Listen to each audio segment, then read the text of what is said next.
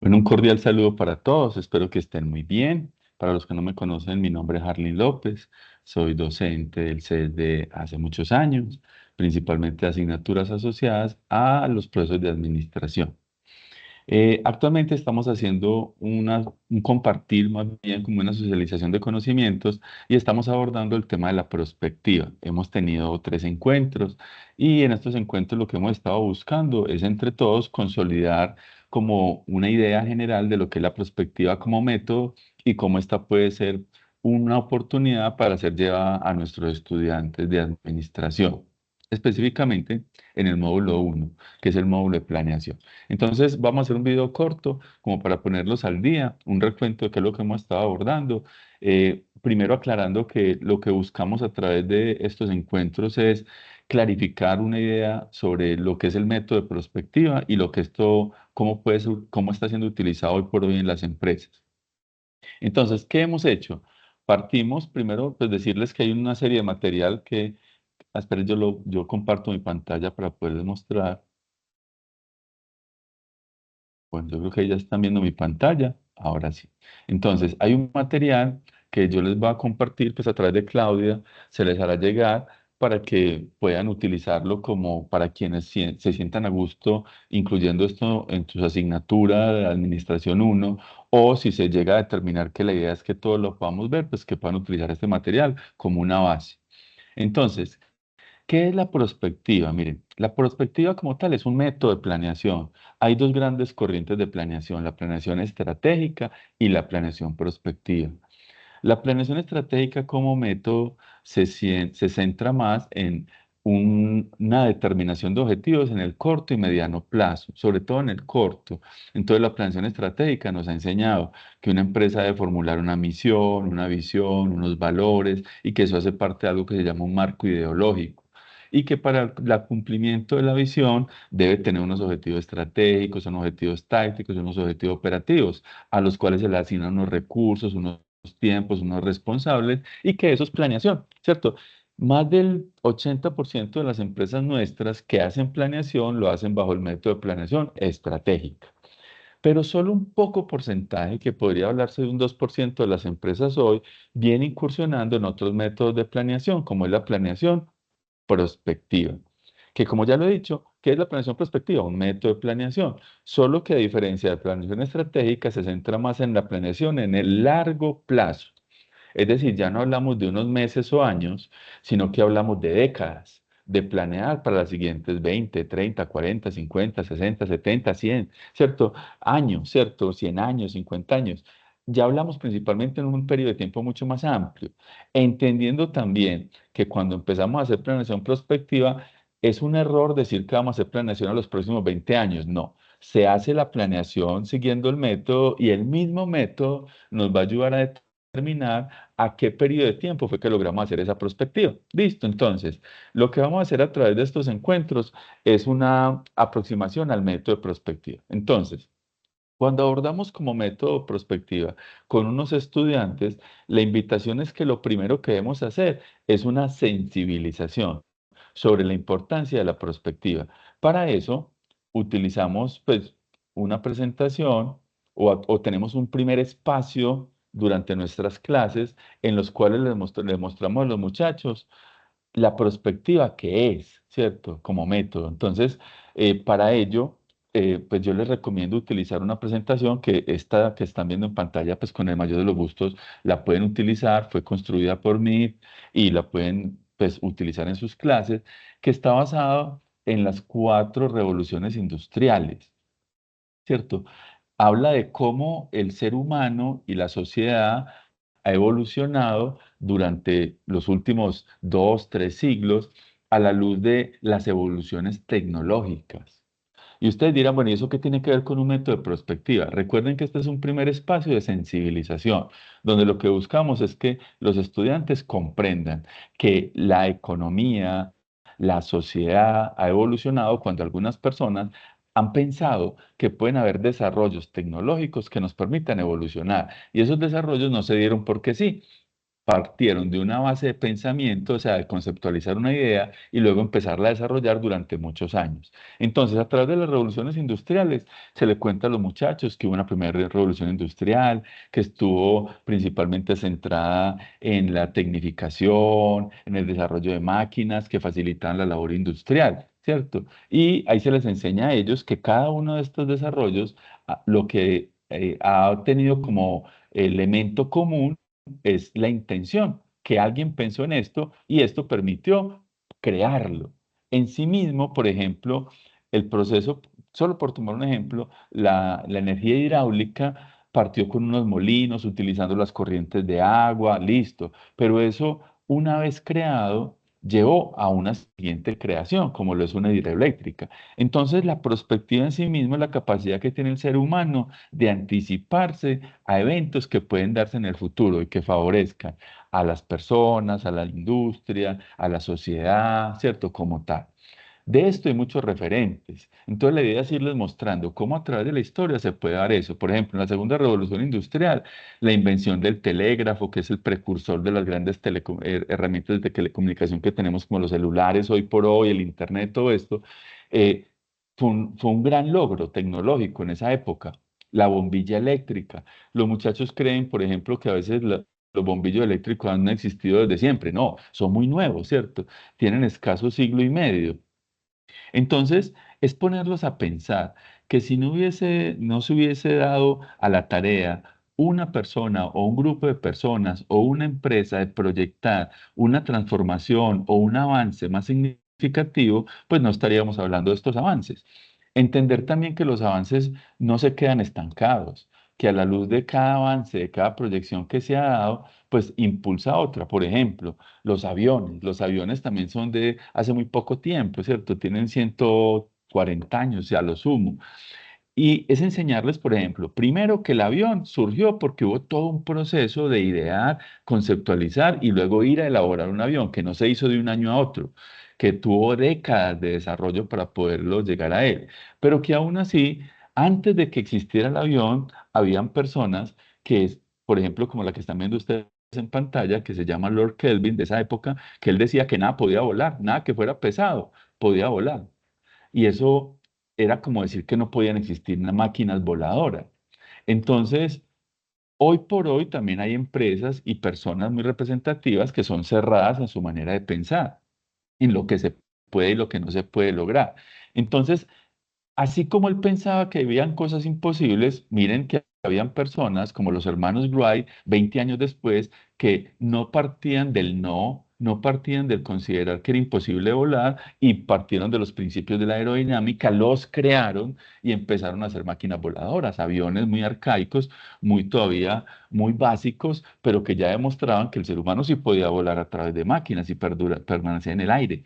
Entonces miren cómo la perspectiva empieza a cimentarse en las bases del pensamiento, que nos invitas a pensar cómo nosotros podemos proyectar las grandes transformaciones hacia el futuro. Ese es uno de los retos de la perspectiva. Entonces, esta presentación, que es una presentación un poquito extensa, les puede servir a ustedes de utilidad porque les permite mostrarle a los muchachos cómo las diferentes evoluciones han ido transformando y cómo no nos quedamos estancados. Hace más de un siglo hablamos de estos aviones, pero hoy hablamos de las naves de los cruceros espaciales, de las naves que están yendo al espacio ya a nivel comercial y que seguramente no seguiremos allí, seguiremos evolucionando.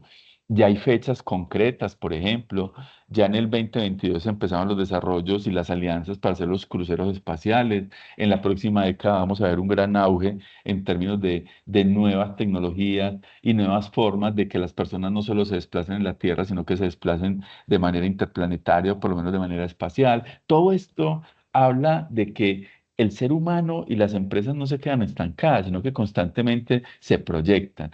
Y los responsables de esas proyecciones, pues somos nosotros. Los futuros profesionales son los que están llamados a ir a las empresas a colocar sobre la mesa estas nuevas oportunidades como parte de sus principios de planeación, ¿cierto? De los objetivos que quieren lograr. Entonces, la perspectiva en principio requiere sensibilizar.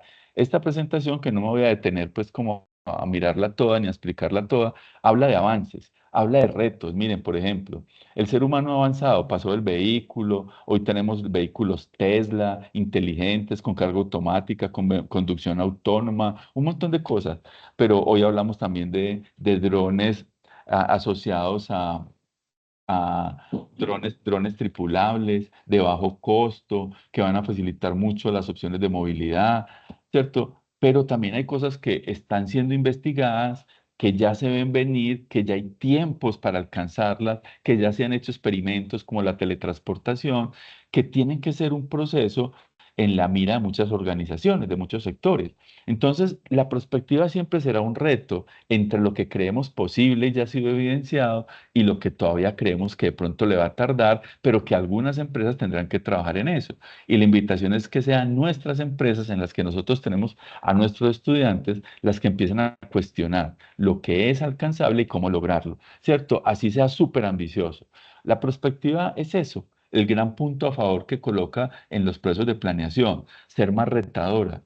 Por eso hablamos de procesos de transformación a largo plazo. ¿Listo? Entonces, en esta presentación ustedes van a ver cómo las diferentes revoluciones industriales han aportado, cómo en la llegada de los años 60 y 70 de los computadores y de la computación fue también una gran transformación, la llegada a la Luna, ¿cierto? Hoy impulsa la llegada a Marte, la exploración, por ejemplo, de otros planetas, de otras lunas. Todo eso es parte de entender que hay cosas que parecen salidas de ciencia ficción, como es otras formas de vida, que hoy por hoy no son tan extrañas, no solo por imágenes como la que ustedes ven ahí, que seguramente en el pasar de las décadas empezaremos a encontrar otras formas de vida en otros lugares del espacio, sino que también ya hay otras formas de vida, como es la robótica, como es la inteligencia artificial, que hoy por hoy tenemos que entender que van a ser parte de la realidad de nuestras empresas y eso cómo lo van a impactar. ¿Listo? Entonces, solo para contarles que esta primera presentación, que es un poquito extensa y habla de mucho de lo que está cambiando hoy la realidad de las empresas, de los auges y de las grandes transformaciones, incluyendo la cuarta revolución, como es todo el tema de las criptomonedas, Internet de las cosas, inteligencia artificial. Es muy importante que los muchachos tengan como un despertar en la importancia de que las empresas no pueden quedarse arraigadas en lo antiguo o tradicional, sino que tienen que empezar a pensar en otras transformaciones. Y finalmente, en este primer espacio, se les habla también de la quinta revolución industrial, ¿cierto? Mire, de otras formas de tecnología, pero también se les habla de lo que viene. Y lo que viene es la singularidad tecnológica, que resumiéndolo es cómo las máquinas y las capacidades tecnológicas inteligentes superan la capacidad humana y cómo nosotros tendremos que adaptarnos a eso para que de alguna manera aprender a tener una interacción y un aprovechamiento de estas tecnologías sin que se vuelvan un riesgo para las personas. Todo esto se hace en un encuentro y nos permite entender hacia dónde vamos, ¿cierto? ¿Qué es lo que va a pasar? Entonces, haciendo como un recuento, la invitación es que en la prospectiva hay que sensibilizar y a los muchachos hay que sensibilizarlos. Luego que se les ha sensibilizado, se debe pasar a un siguiente punto, ¿cierto? Que es dar ya un contexto de lo que es el método de prospectiva como tal, en qué consiste y cómo se desarrolla como tal. Entonces, hay otra presentación que yo también les estoy compartiendo, en la cual ya empezamos como a seguir las etapas de la prospectiva y en la cual por ejemplo, ya se les empieza a hacer una explicación más clara de qué es la prospectiva como un método que nos invita a ver lejos en términos de tiempo, a ver amplio en términos de abordar muchos aspectos y a ver profundo en términos de escribirlos de manera clara. Y finalmente, aventurarse porque la prospectiva finalmente es un estudio.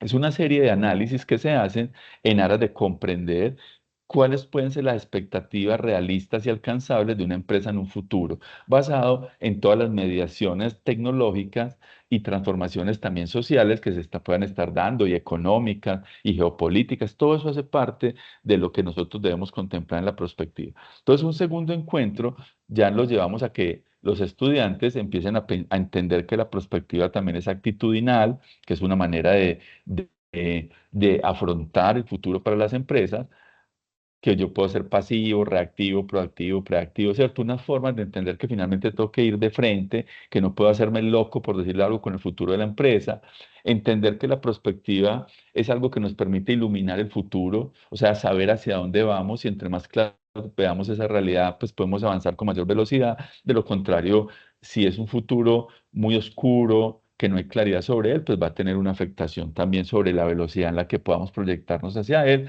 o no nos vamos a proyectar, sino que nos vamos a quedar detenidos. Entonces la perspectiva en este segundo encuentro, o espacio más bien, ya busca sensibilizar, llegando a algo muy importante y es al método. La prospectiva tiene métodos.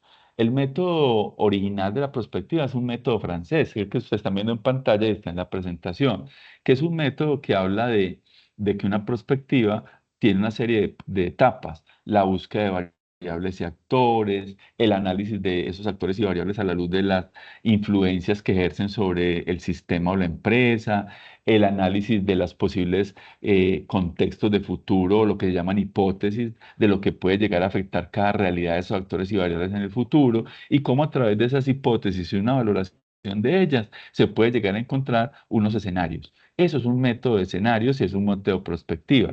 Colombia tiene de alguna manera, variación y tiene su propia propuesta hecha por Francisco José Mojica, que entre otras cosas viene mucho a Medellín y trabaja mucho pues como el tema de prospectiva acá, donde él plantea que en Colombia se puede utilizar algo asociado también a un estado del arte, a una vigilancia, a encontrar actores y variables, a mirar también qué puede pasar con esos actores y variables y finalmente establecer unos escenarios. Entonces miren que en todos los métodos de prospectiva siempre se habla de los mismos elementos.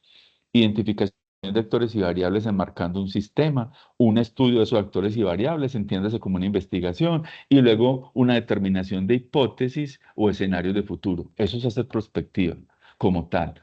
Entonces, para poder llegar a eso con los muchachos, que es más simple de lo que parece y es parte del mensaje que tengo pues como para compartirles, se puede hacer de manera muy, muy simple, mostrándoles algunos ejemplos. Yo los invito a que busquen en internet, en YouTube pueden encontrar Colombia 2025 y van a ver una perspectiva hecha hace más de 20 años en Colombia que trazó gran parte de los logros que hoy por hoy se tienen en nuestro país.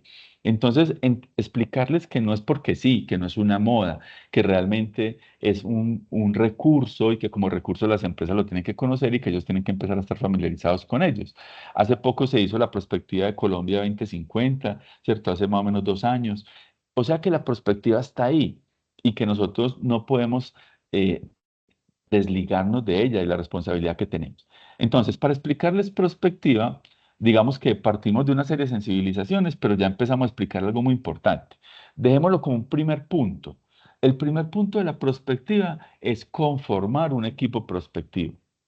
Es decir, para conformar un equipo prospectivo, para hacer una planeación prospectiva, normalmente se conforma entre 15 y 20 personas de una organización o de actores vinculados a la organización, por ejemplo, y lo hablábamos en el salón el día que nos encontramos.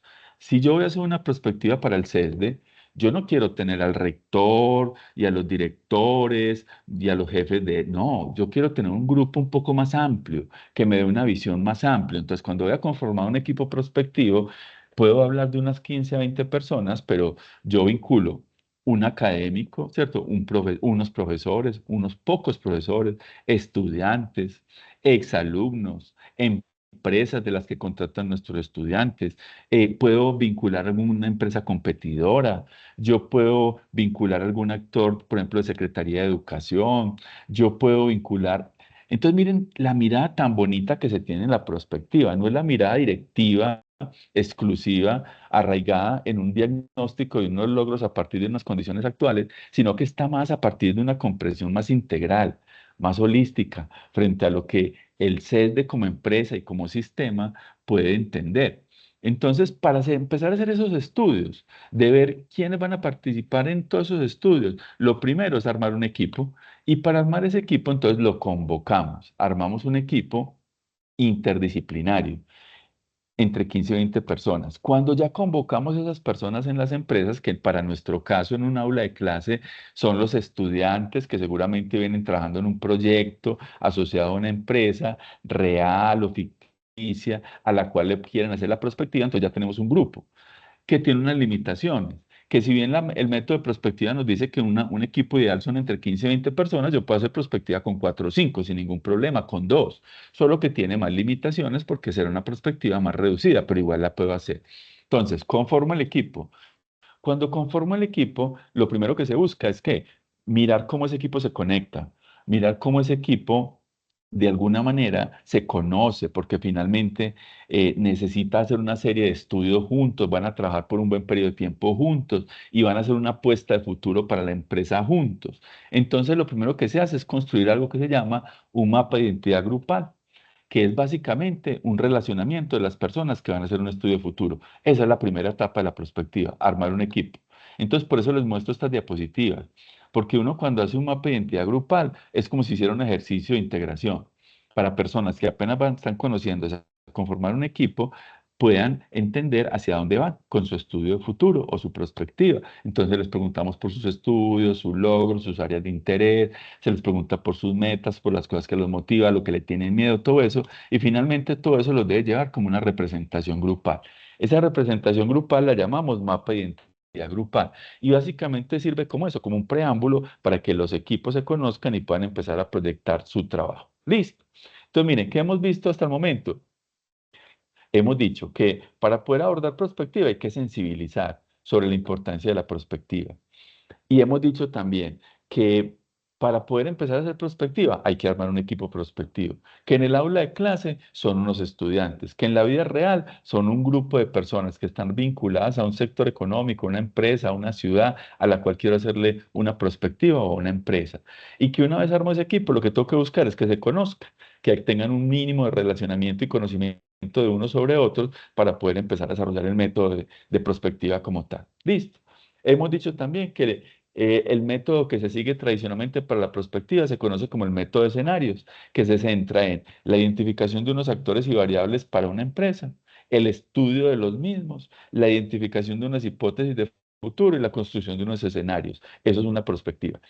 ¿Qué más estuvimos hablando en nuestros encuentros? Estuvimos hablando de la siguiente etapa. Después de conformar el equipo, se empieza a desarrollar algo que se llama un mapa sistémico. ¿Qué es un sistema? La prospectiva no habla tanto no habla tanto de empresas. La prospectiva en sí misma no fue hecha para las empresas. La prospectiva fue hecha para sistemas. Un sistema es todo aquello que esté conformado por actores y variables. Y por lo tanto, una empresa es un sistema, o sea que yo a la empresa puedo hacerle prospectiva, pero una ciudad no es una empresa y también tiene actores y variables, pero o sea que yo a una ciudad puedo hacerle prospectiva. Una familia o un barrio tiene actores y variables, yo puedo hacerle prospectiva. Entonces miren que la prospectiva es mucho más amplia en lo que permite, ¿cierto? Como tal. Entonces, en este siguiente punto, lo que hablábamos era sobre la importancia de delimitar el sistema. Y el último que estuvimos hablando, entendiendo que a la hora de empezar a hacer prospectiva, que es sobre un sistema, entonces, ¿cómo se delimita un sistema? Un sistema parte como de la identificación de actores, como si me fuera a hacer una lista de mercado con los actores del sistema, para poder saber quiénes son los actores que me interesan. ¿Quiénes son los actores en un sistema? Sigamos con el ejemplo del CESDE. En el CESDE, los actores del sistema son aquellas personas u organizaciones que influyen a voluntad sobre ese sistema, es decir, que tienen una intencionalidad, que razonan, que piensan, que deciden. Son un actor. Entonces, las personas, por ejemplo, los empleados, sea un rector, sea un docente, un estudiante, un papá, una empresa de la que nos contrata, que es un actor externo, son actores, porque tienen la oportunidad de ser parte de ese sistema y a través de sus acciones, de sus decisiones, incidir en él, afectarlo. Entonces, lo primero que se hace en la perspectiva, en la delimitación sistémica, es hacer una gran lista de actores. Así como buscamos los actores, también buscamos las variables. ¿Qué son las variables? Son componentes del sistema que carecen de voluntad. Por ejemplo, en el set de una variable es un televisor, una silla, un salón, el auditorio, ¿cierto? Las plataformas, esas son variables, pero también son variables los horarios, los costos de la alimentación, los tiempos de las clases, la procedencia de los estudiantes, todo eso son variables, que como variables por sí solas no hacen nada, pero que sí influyen. Por ejemplo, un televisor influye en una clase, pero un televisor por sí mismo no tiene voluntad. Entonces, cuando estamos delimitando el sistema que se va a estudiar, lo que hacemos es identificar actores, o sea, quienes tienen voluntad y hacen parte del sistema interna y externamente, e identificar variables, que son los que hacen los componentes del sistema que no tienen voluntad, pero que también lo afectan. Hacemos esa gran lista. Cuando tenemos esas listas, las ordenamos en algo que se llaman subconjuntos o órbitas. Es solo el hecho de tomar esos actores y variables y ver cuáles son como comunes, cuáles pertenecen a algún grupo particular. Yo siempre pongo un ejemplo asociado más o menos a lo mismo. Usted se va a mercar y usted llega con el mercado todo revuelto y usted empieza, esto va para la nevera, esto va para la alacena, esto va para el cuarto de lavado. ¿Cierto? Usted empieza a organizarlo. ¿Por qué lo hace? Para darle una mejor estructura a las cosas que compró del mercado, saber dónde están. Lo mismo ocurre con un mapa sistémico. Usted identifica actores y variables e intenta organizarlos a través de subconjuntos. Entonces, lo último que estuvimos hablando e intentando como hacer un ejercicio fue de que era un mapa sistémico, que era un actor, que era una variable y cómo se llevaba a unos subconjuntos o a unas órbitas. Ahí vamos. Hasta ahí fue nuestro último encuentro. Lo que sigue ahora, y estaremos hablando esta semana, será sobre el tema asociado a los estudios que se hacen sobre este sistema. Entonces, hay unos estudios retrospectivos, unos estudios de tendencias, unos estudios paradigmáticos, que vamos a entender en qué consiste ese estudio y qué le aporta a la perspectiva. Entonces, todos los que no han podido participar, pues este era un breve resumen que los pone más o menos al tanto de lo que se estaba hablando y cordialmente invitados a que nos acompañen en los futuros encuentros. Entonces, un abrazo y nos vemos pronto. Se cuidan mucho.